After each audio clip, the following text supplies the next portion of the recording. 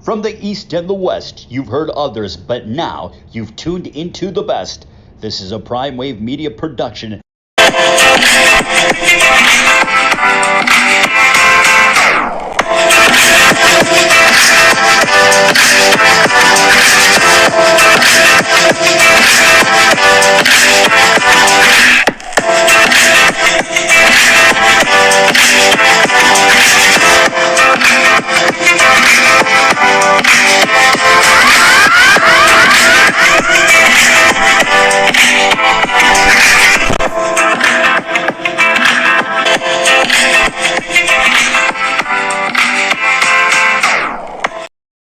What's up, world? It's the one and only Pop DBIC, the Primetime Capper. I'm feeling good. I'm feeling great. And it is time for the premier sports betting show, the Primetime Angles.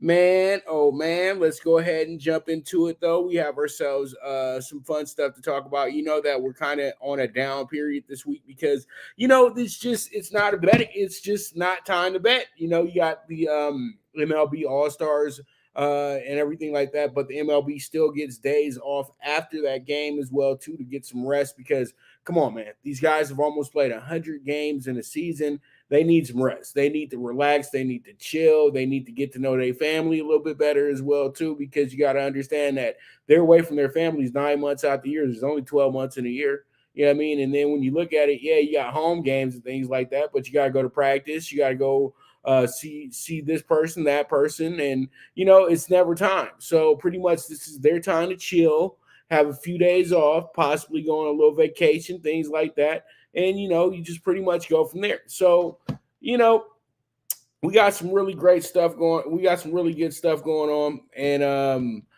today's just more about talking and things like that. I do have some tickets for you for later on tonight. We got the WNBA and we got Summer League as well. So we'll jump into that when we get into talking tickets. But right now, let's go ahead and get into some boxing business. And Tyson Fury set to fight Francis Ngannou in Saudi Arabia in a boxing match for this crossover event. Should Fury be stripped? Questions. Honestly, I think that the WBC has pretty much sat up in here and played a game of charades for all of us to see right in front of us. And also, pretty much Tyson Fury has literally shown us that he does not want to defend any type of titles or anything of that nature. We've been at this song and dance before. Tyson Fury should have never been allowed to ever fight for a heavyweight championship after what he did with Wladimir Klitschko. He pretty much denied having a rematch with Klitschko. Then he had this mysterious injury that wasn't really an injury. It was just more of him trying to bide more time. And then everybody just moved on from it. And you know what happened? Pretty much they stripped Fury of everything once they realized the man was just out partying and snorting a whole lot of coke. So pretty much he said that he was done with boxing. He was never going to box again. He didn't want to box. He didn't care about boxing. He did everything that he ever wanted to do. And then all of a sudden, the bills start piling up and you damn near homeless and you keep just having a bunch of kids, but you can't pay for them. So what did he do? He got back in. He was super out of shape as well, too. And pretty much what happened is that he was a kind of a pity fight for Wilder, because Wilder knew that he was going to be able to get some good views, some good looks from fighting Fury. He knew that there was going to be a lot of excited fans to come watch Tyson Fury as well, too. And it worked out. And then they've made themselves somewhat of another great heavyweight rivalry in a sense. These guys, they don't really like each other. So it worked. You know what I mean? 3 great fights. I know a lot of people, are very happy that Tyson Fury beat Wilder because of other things. But the thing is, I say to myself, at this point in time, when is he ever going to fight somebody that is really one of those dudes? Like, he chose to fight 2 guys that were pretty much this era's epitome of when Riddick Bowe fought Michael Dokes and then went ahead and fought Jesse Ferguson right after that as his first 2 title defenses outside of the person he beat for the title. So he's supposed to fight Usyk, and that falls apart because he said that Usyk wanted too much money. and he wanted to actually have more shares than the guy who actually owns the more belts. And pretty much used every excuse in the book why he didn't need to fight Usyk. Then he was supposed to fight Anthony Joshua. All of a sudden, Anthony Joshua didn't sign off on the paperwork, blah, blah, blah, blah, even though Anthony Joshua was good to go with the fight. So, there's just a lot of things that Tyson Fury just is very good at bullshit. It's that simple. And pretty much you got this guy in Francis. He is coming off of a situation where he wanted to get paid at the UFC. And they said, move on, kick rocks. We can do this without you. I kind of feel the UFC a little bit. I don't know if he's the most marketable guy. You know what I mean? Like, to keep it real with you, there's nothing really that sticks out. There's no charisma there. You know what I mean? He's just a really talented fighter.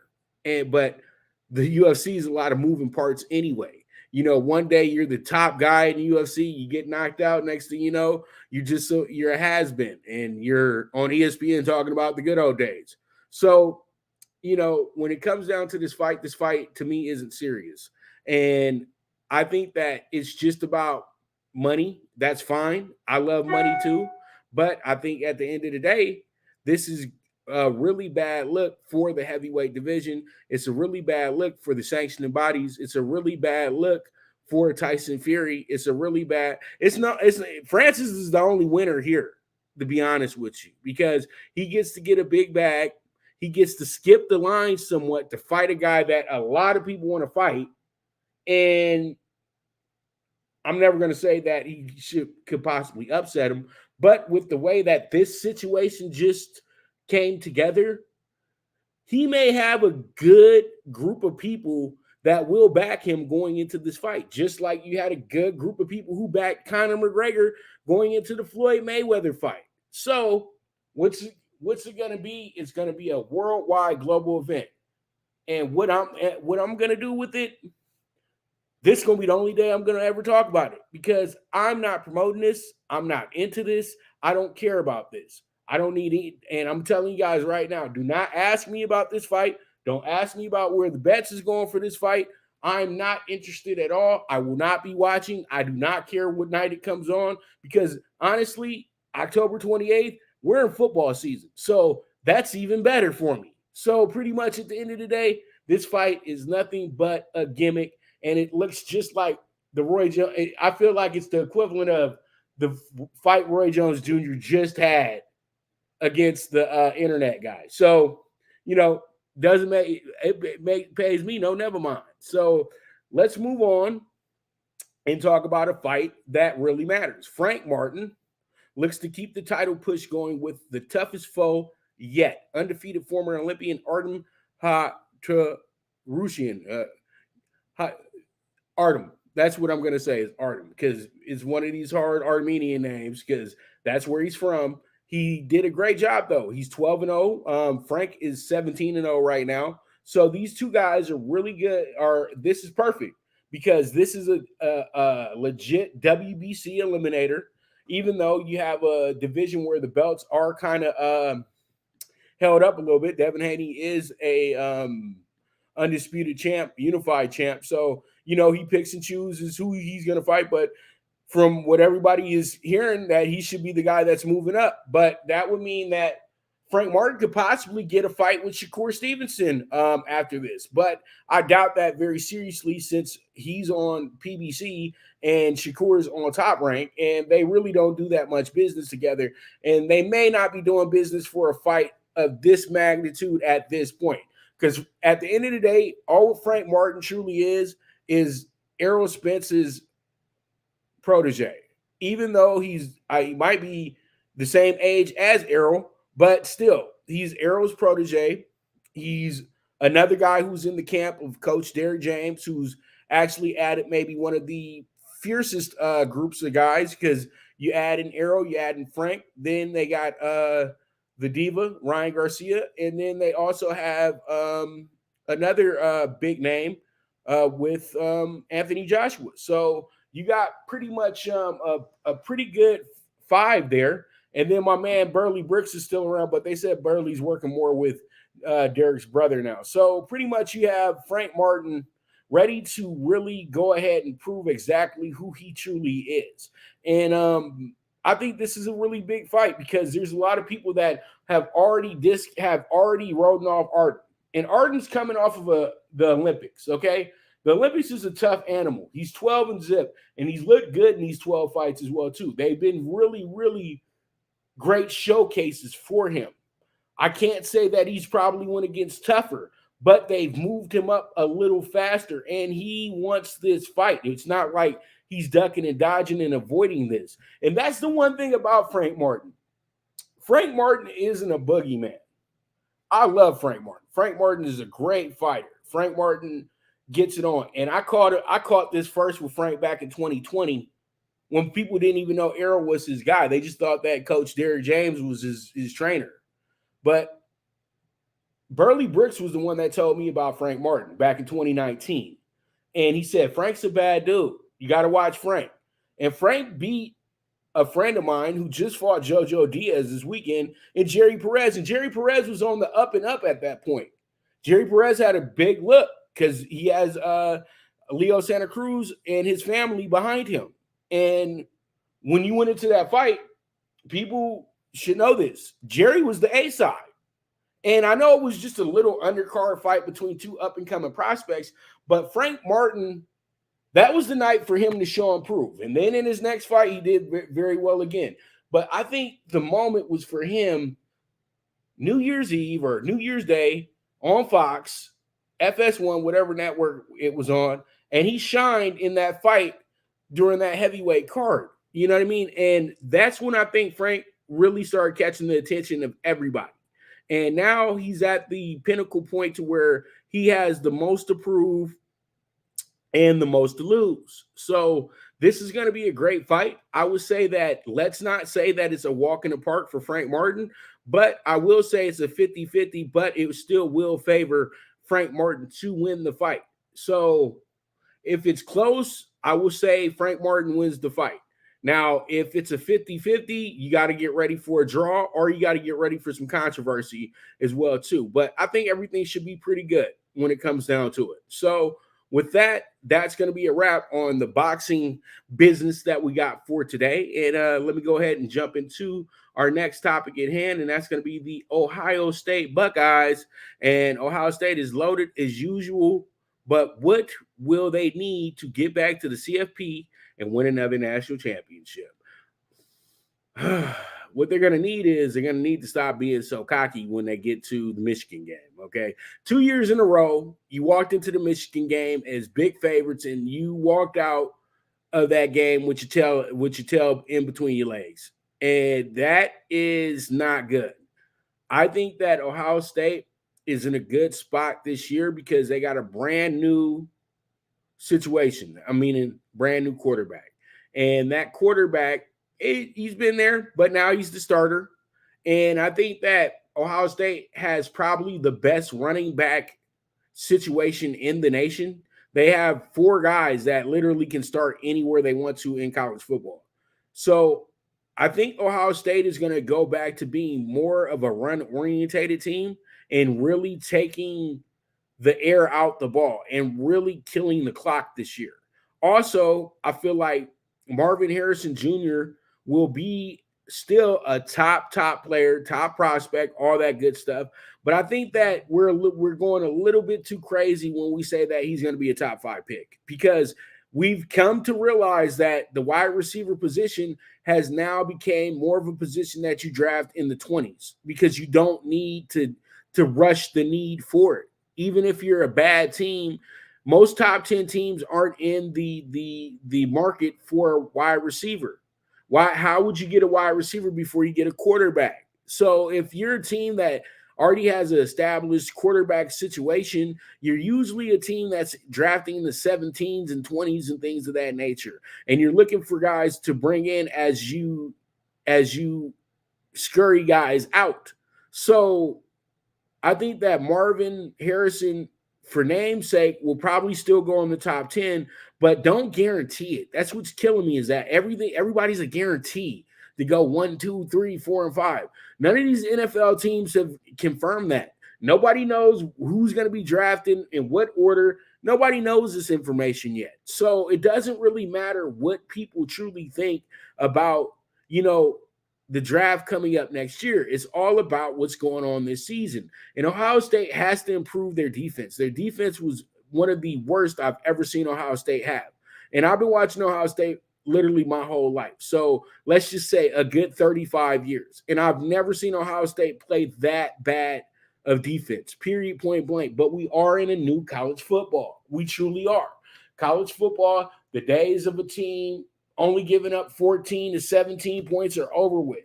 But you have to understand, I come from those Ohio State eras where Ohio State used to beat teams 56 to 14 easy. They used to beat teams 63 to zip easy. Last season, they were having issues with teams like Akron. And yeah, they beat Akron by 30 some odd points, but Akron shouldn't even think that they should be able to even score points. What is going on here?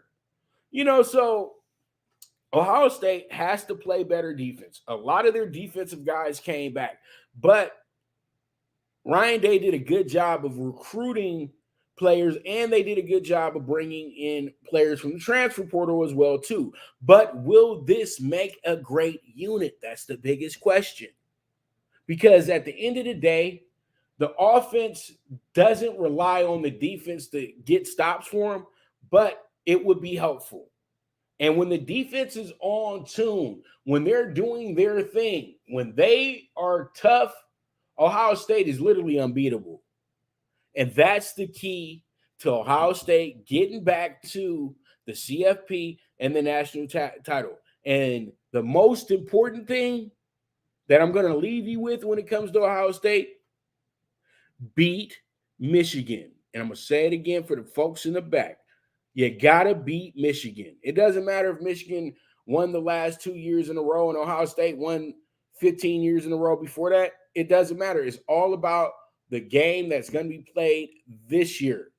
And Ohio State needs to win that game. So then they can go ahead and get back, the bragging rights, because it's been tough watching Ohio State lose those 2 years in a row. And Michigan fans absolutely have a dance party on the chest of Ohio State fans. So it is what it is at the end of the day. We will move forward. And let's go ahead and jump into our final subject before we take our first break. And that's going to be Watson and Cooper getting in sync. Will they be a top quarterback wide receiver duo that can push the Browns over the top? Now, when I think about this team this year, the Browns probably are the one team in the NFL that have the most to lose, because they have a team now that's been set up to be legitimate. They've been set up to be a team that should be competing for the AFC North. Not with they can. No, this team has been put together to compete in the most competitive division in football. Nobody knows who's going to win that division at the end of the day. Nobody knows. I don't care what anybody says. Nobody knows who's going to win the AFC North. I know everybody's banking on Cincinnati. I know that for sure. I know that everybody's banking on the Steelers and Mike Tomlin and all that good stuff. And the Ravens are always a team that is in the mix. It doesn't matter. They're going to be there. And the Ravens probably have set up having possibly the best offense because they paid a lot of money for it. They've given Lamar Jackson the biggest contract for a quarterback. They've given OBJ a top 5 wide receiver contract, and a guy hasn't played in 18 months. So there's a lot of things they got going for them. And then they still got J.K. Dobbins at the running back spot. And they also have one of the better tight ends in the NFL as well, too. So there's a lot of things working out for them. But can Cooper and Watson be one of the best duos to do it in the NFL? Do they break records this season for the Cleveland Browns? That's big questions that I have for this team. Do they take them to the next step? That's the biggest question.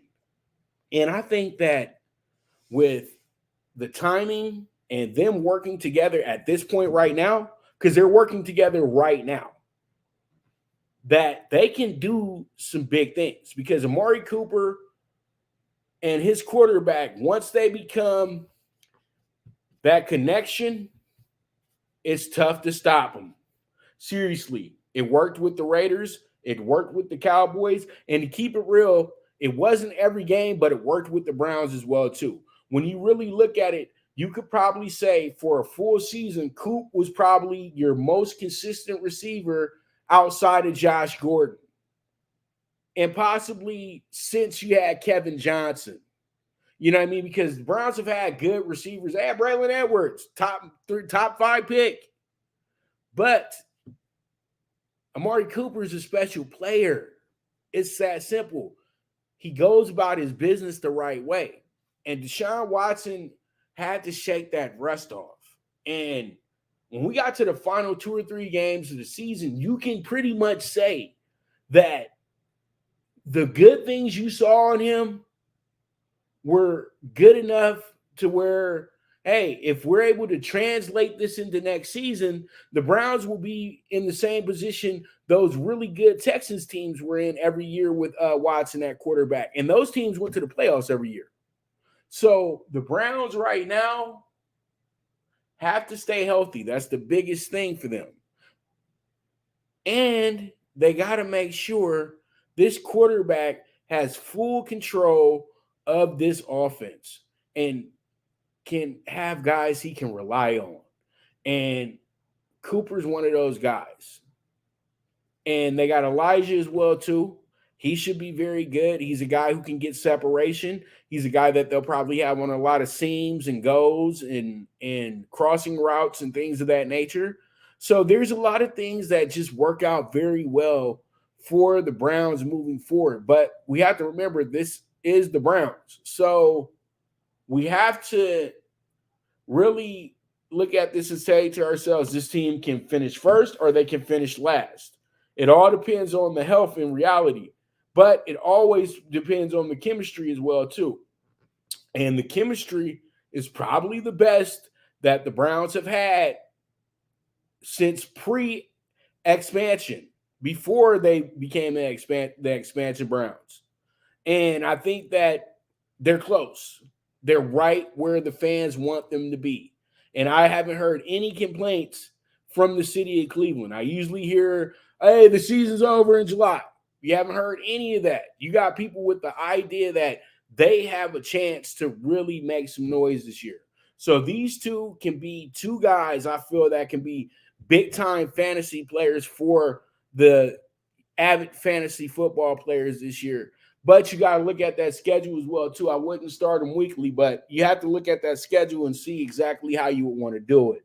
But with that, we're going to go ahead and take our first break. And when I get back, we're going to go ahead and jump into a whole bunch of baseball talk. So you guys stay put and stay tuned. And this is the premier sports betting show, the Primetime Angles, with the one and only Pop DiBiase, the Primetime Captain. Good News Only Racing Club, led by the legendary Doug O'Neill, the trainer of 2 Kentucky Derby winners and I'll Have Another and Nyquist. Also trained 2-time Breeders' Cup champ Golden Sense, who are just a part of a long list of thoroughbred champions trained by Doug O'Neill. The Good News Only Racing Club has a young core of horses to look out for in Dennis's Celery, Irish Heatwave, and Notre Dame, just to name a few. Win the day every day with the Good News Only Racing Club, a proud sponsor of the NFL Bet Exchange.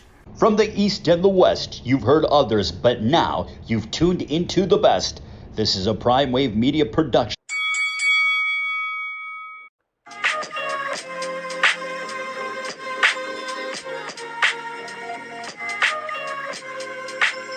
Tune into Big Wave Boxing every week with a brand new guest with the one and only Pop DiBiase, the Primetime Captain, getting the best boxing stories, best boxing angles, and the truth when it all comes down to the sweet science. Tune into Big Wave Boxing on the Prime Wave Media channel on YouTube.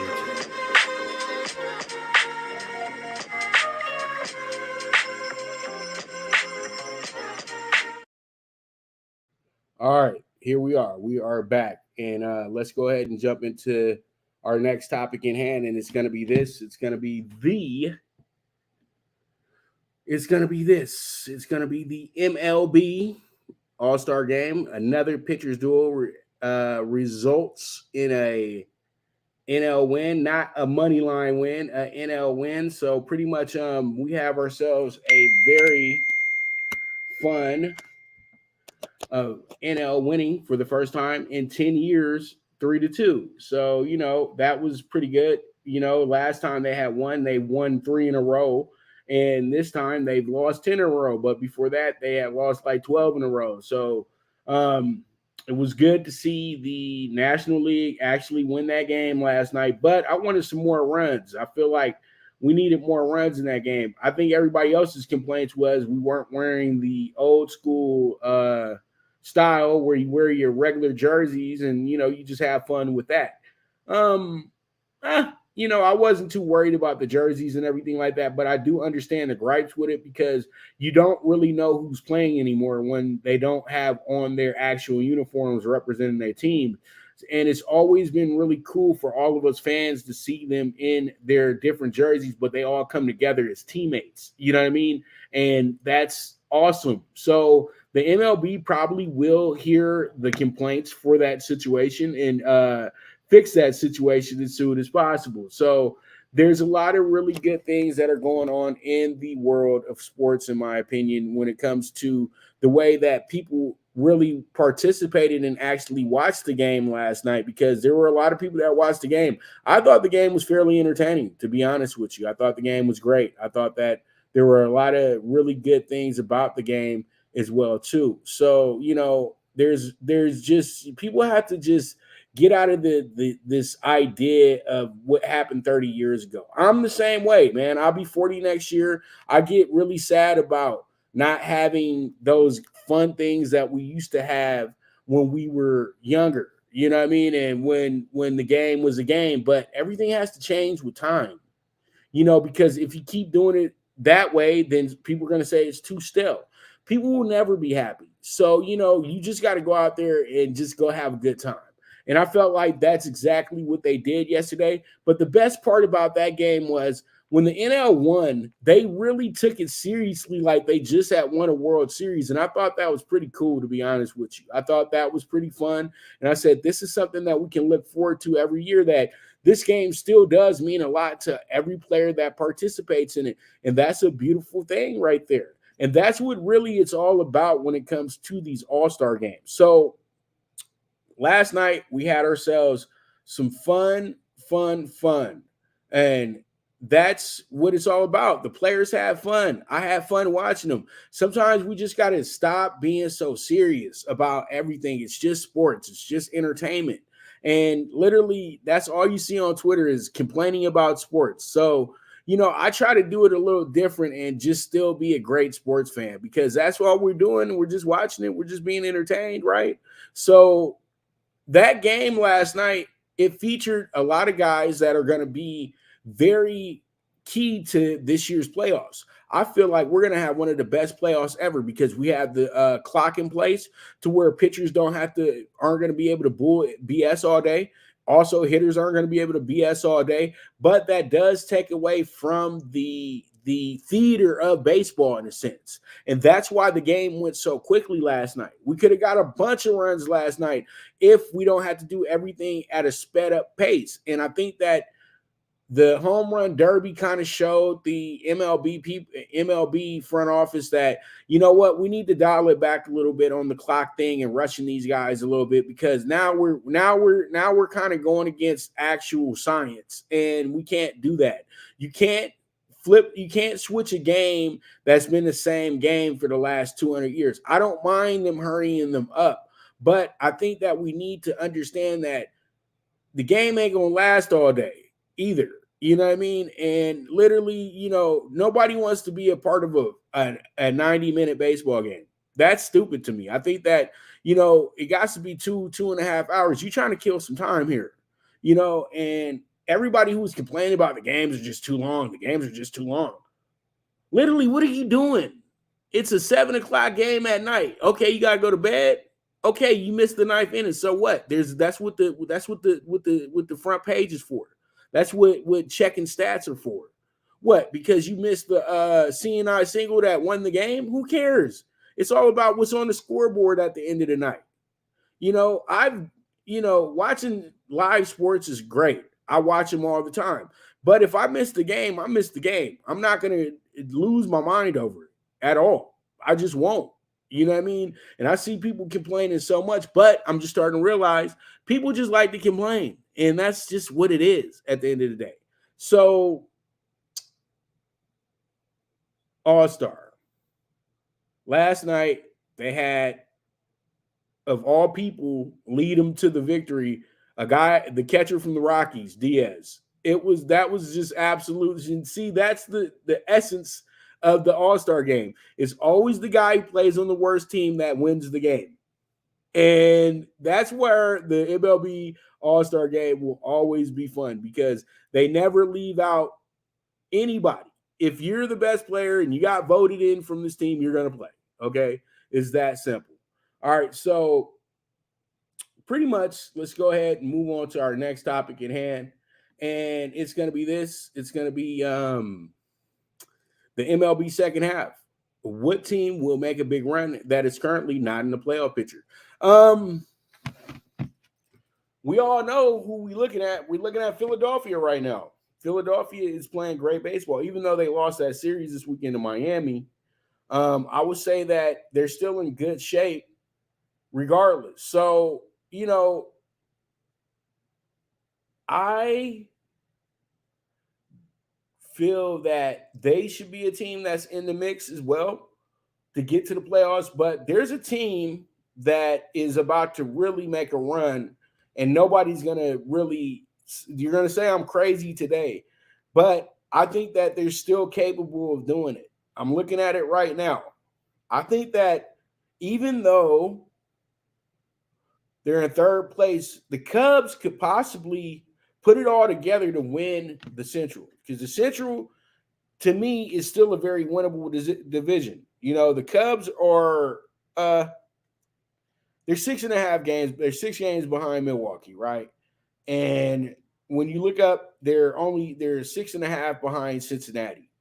This team feels like they got a big run in them, and I really feel like Milwaukee and the Reds can burn themselves out by the time we get to the end of August. And then, just like in horse racing, when two horses are just at each other's throat, just back and forth the whole race, and then the horse that has them measured comes up, takes the money when we all get to the finish line.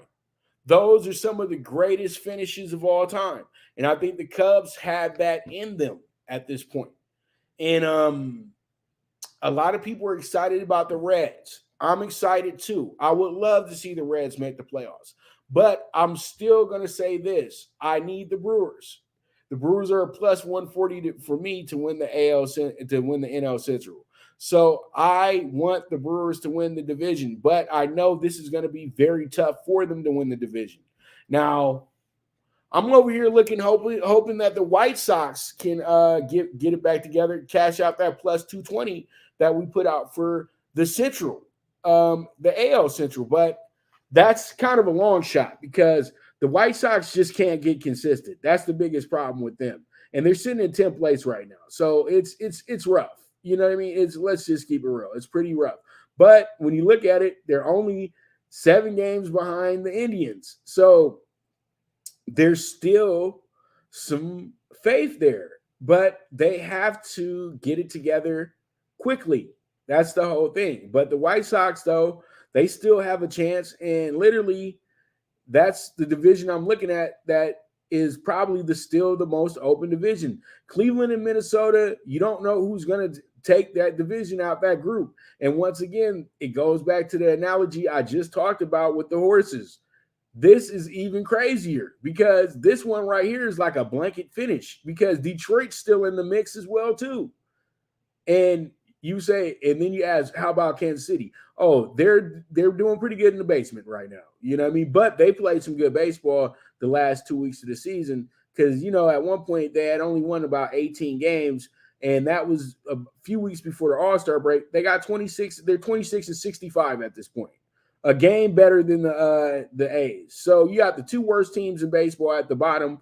So they're out of it. You know what I mean? But when you look at the rest of the AL Central, they're all still in it. Now, when you look at the West, the Angels, they're probably done. But Seattle's has their second win. And we all know that they're a few call-ups away from really being able to get this thing going the way that they want to. But Seattle, I told all you guys from the beginning, they're going to be a slow starter.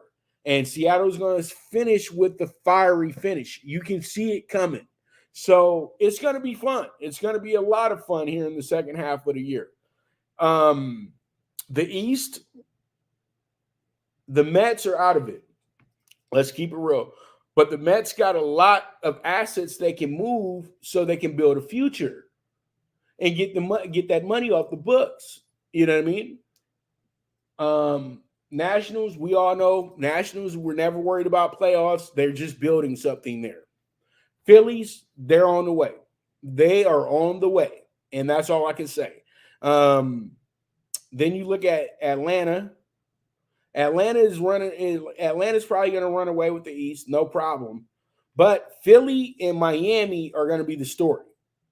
That second place spot, because that second place spot to me pretty much ensures who's going to the playoffs out that group. Both of them are not getting in.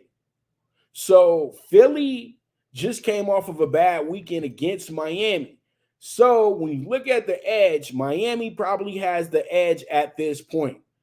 So you say who has the edge when it comes to winning time?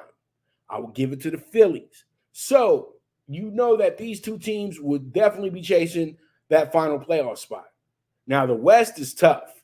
You got the Diamondbacks who are playing out of their minds right now. They're playing way above expectations because I didn't even expect them to make the playoffs, but I expected them to be a much better team. I actually had them finishing third in the division. The Giants, too inconsistent to really consider, but they're always going to be a thorn in anybody's side in that division. Rockies, we already know. Basement dwellers. Dodgers, we'll talk about you in a second. But the Padres, that team right there, another team that got off to a slow start that will probably make a deal at the end of the month that will put their team in a different realm and have them winning the games that they're supposed to be winning. But it might be too late. That's the whole thing. So the West is going to be tough at the end of the day. All right. And then when you look at the AL East, the only division where every team is 500 at this point. And the Rays, I told y'all this 2 months ago. They're going to slow down and become a regular team. That team has played absolutely atrocious the last month. And they have played the month of July absolutely awful. So they've opened up the door for the Yankees, for the Orioles, for the Rays, for the Red Sox to make this thing even more funner. And I'm keep telling y'all, the Yankees are measuring the Rays right now. And they're measuring the Orioles as well, too, because how long can the Orioles sustain all this? The Orioles got average pitching, really great hitting, but when it's not going good.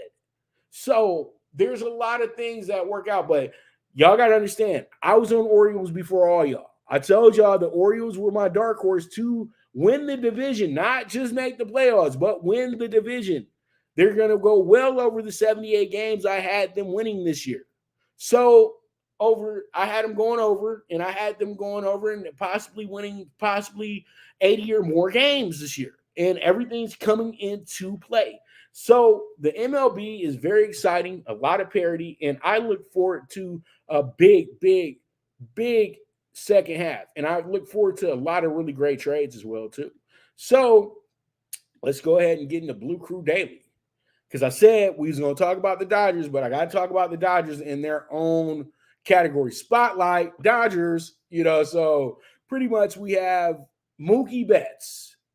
Can Mookie win the MVP this year, take the Dodgers back to the World Series? At the end of the day, yes. Because Mookie Betts has already won the MVP award, and Mookie Betts is determined to get the Dodgers back to where they need to get to. The Dodgers should have been in the World Series the last 2 years. We know this. But injury and fatigue really wore the Dodgers out here at the end of the year. But this year, the Dodgers have went through the ringer, in a sense. They've had the highest of highs and the lowest of lows this year. And the Dodgers, that's good medicine for moving forward and winning a championship. I say it almost every single day.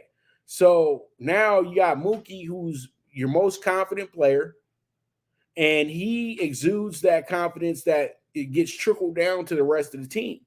I feel like the Dodgers know that, okay, we've just went ahead and we've had a great week this week. We had a great week before the All-Star week. We were able to win 5 out of 6 games because they had a 4-game series with the Pirates, and then they had a 2-game with the Dodgers. They had not one day off, and they won games 5 out of 6 of them before they got to the All-Star break. So the Dodgers have shown me that when it's time to win, they're going to win during the regular season. I've never worried about the Dodgers winning the West this year. If the Dodgers don't win the West, they're still going to the playoffs. The Dodgers are in position. They're a top 4 team in the whole league. And if they had it their way, they would be, if we just did it by record, the Dodgers wouldn't even be a wild card team. So we have a very good situation setting up for the Dodgers come trade deadline. The Dodgers got the assets to move to get themselves a big name player. Or 2. And the Dodgers have it to where they know exactly where they got to go to, and they know exactly who they got to go get. These are the 3 positions that the Dodgers need to get. They need to get another infielder. Second or third base, either or will work. They need to go get themselves another starting pitcher, and they need to go get some back-end help, possibly a closer. And a 4th spot that they might want to look into as well, too. Bring in another outfielder. Because Outman's playing great. But I think if you trade it for another outfielder who's just a little bit more consistent, it can be good for the dugout to help Outman get out of this little slump that he's been in for the last few months. The guy just hit 2 home runs the other day. He hadn't hit a home run in 6 weeks, or 2 months to be exact. He had one of the greatest starts to a career, but then it kind of just sizzled out a little bit. But that's no fault of his. It's just welcome to the major leagues. That's all it is. You know what I mean? But you start to get a little bit those Cody Bellinger vibes, so we just got to see. But all in all, I think Mookie at being right now, Mookie's 7-1 to win the MVP. I think that's a good number, 10-1, something like that. And I think Mookie, for the MVP of a wide open National League, he is somebody who should be in your top 3 futures, in my opinion. I think that Mookie is having the best type of season a guy can have when he's trying to lead a team to the end goal. And I think with him and Freddie, the confidence that they exude is going to be major for the Dodgers all fall, to be honest with you. And really, it all comes down to pitching. We all know this. And the Dodgers are going to get their runs, but we know that the Dodgers are going to have games where they're not going to be so quick to toss up 8-9 runs in a game. So they're going to need their pitching to be better throughout the second half. There's going to be games where you're going to slip up and they're going to go absolutely ape-ish on you. But in this, the Dodgers have to be consistent, especially here in the second half, because it's summertime, the ball starts flying out the yard, and things can get real ugly real quickly. So the Dodgers have to go ahead and really make sure that the pitching's on point, in my opinion. So with that, we're going to go ahead and take a quick break. And when I get back, we're going to go ahead and jump into Talkin Tickets. So you guys stay tuned. This is the premier sports betting show, the Primetime Angles, with the one and only Pop DiBiase, the Primetime Captain. Now you and your friends can compete in the sport of kings and win big with Stable Duel. Get the app, pick your horses, and get in on the thrill of horse racing with daily games competing against other players.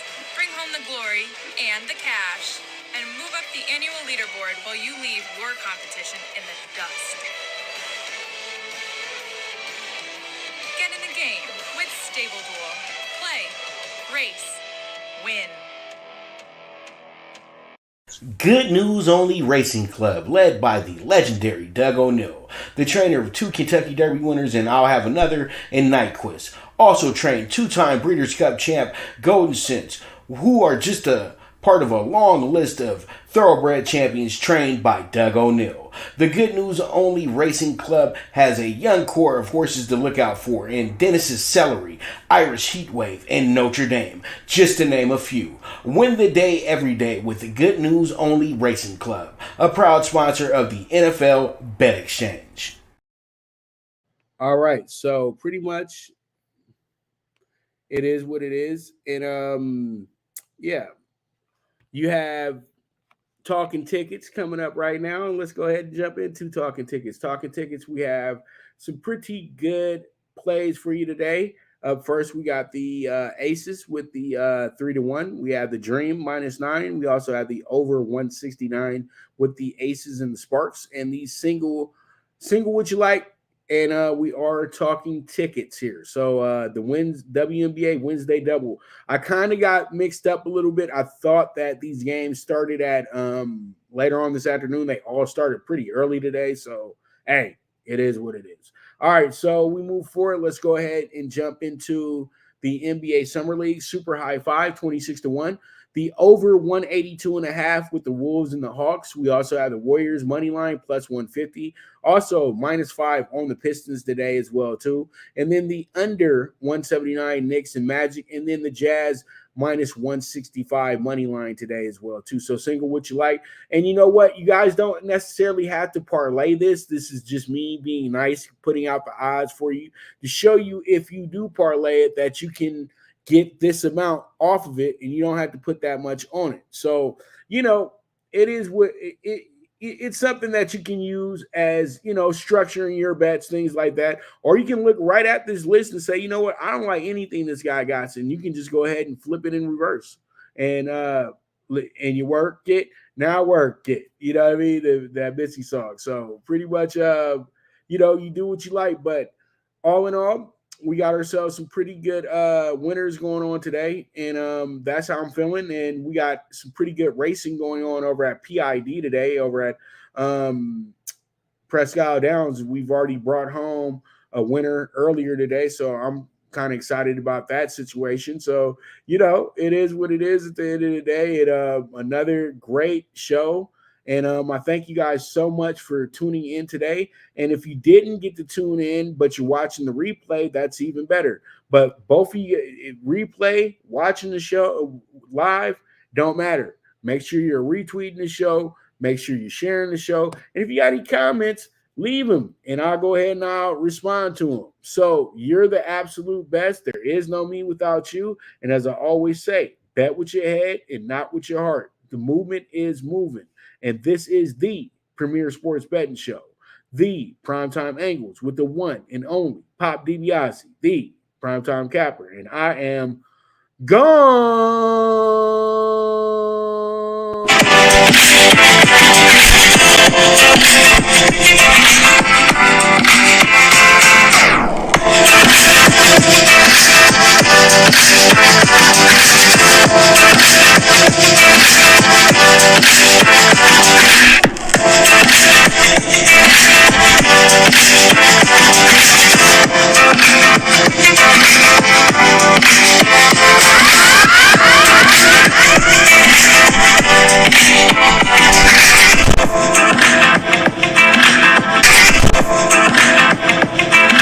From the East and the West, you've heard others, but now you've tuned into the best. This is a Prime Wave Media production.